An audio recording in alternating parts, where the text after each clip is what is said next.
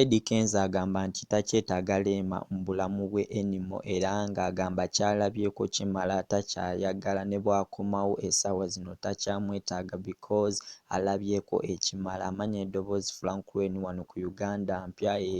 Nyongera okwebaza mmwe abapya abatweyongako buli kadde, mulikola omulimu gw'amaanyi, nammwe abasinzira ebweru, nammwe bannayuganda mwebale kuwagira era ng'omulimu gwe mukola gw'amaanyi. Nyongera okwebaza gwe omupya atweyungako subscribinga ate bw'omala subscribinga wukirikinge wansi akadde ako okusobola okumanya amawulire amapya agaba gazze.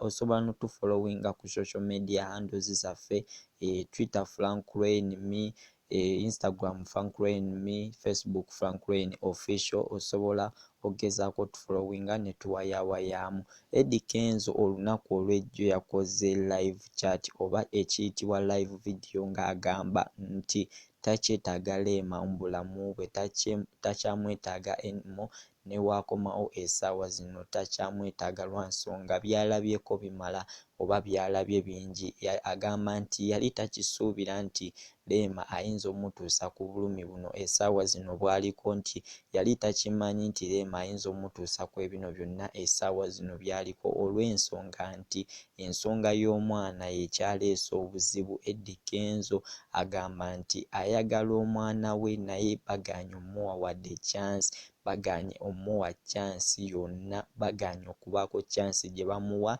Agamba ayagala omwana we. Ebintu bino yabyogeredde ku live chat yesterday era nga yayogedde ebintu bingi ku Rema, yamwogeddeko story mpanvu.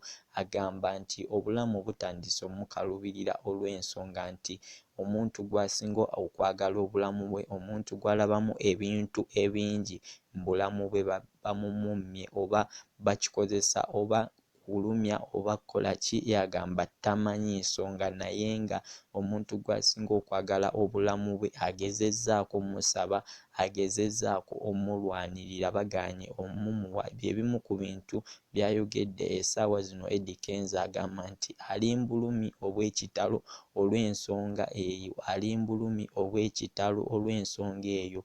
Njagala mbajjukizeemu olunaku olw'ejjo nabawa video eya Rema oba nabawa audio ya Rema ng'agamba nti Eddie Kenzo ensonga z'omwana aziveeko olw'ensonga nti ayina kutuukirira bazadde be okubaako bye boogera ku by'omwana. Naye yo Eddie Kenzo agamba nti takyasobola kudda mu bazadde lwa nsonga ekyaliwo kyaggwa, tewakyali chance ndala yonna, tewakyali mukisa gwonna. Agamba bwe baba baagala okudda mu bazadde lwaki tebamuwandiikira wadde message emu egamba nti omwana oba mukime oba bamuweeko atambuleko naye, kubanga azze abasindikira message tebalina kye baddamu, azze ayogera nabo tebalina kye bamugamba, basirika busiisi tebalina kye bamuddamu. Agamba afazaali ne bamuwaamu omwana n'abeera naye like 1 week oba like 1 month, ekyo kiba kimumala lwa nsonga omwana kati bamumukweka bukwesi, tebamumuwaamu wadde omwana bamufudde waabwe ate nga ye kitaawe yamuyinako obuvunaanyizibwa. Agamba ekintu kino akisabidde mirembe ebbanga ddene era nga asabidde abasabye omwana mirembe egy'amaanyi, abasabye omwana mirembe, buli kadde abeera abasaba omwana, wabula yagambye nti akooye ekintu ky'okwogera ku mwana agenda mubalekera be balimanya oba balimuddiza oba tebajja mumuddiza.